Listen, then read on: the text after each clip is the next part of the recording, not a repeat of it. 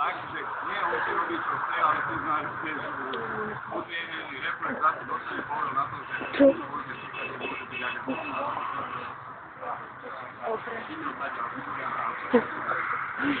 Ingrid sa bude snažiť mať očný kontakt, povedať mu, aby sa pozrel, keď sa pozrie, že ona ho mohlási, keď sa pozrie, že on mu zachoval na útočí. Ja jej pomáham, lebo on sa do filmu ťahá a mohla by som spadnúť na útočí.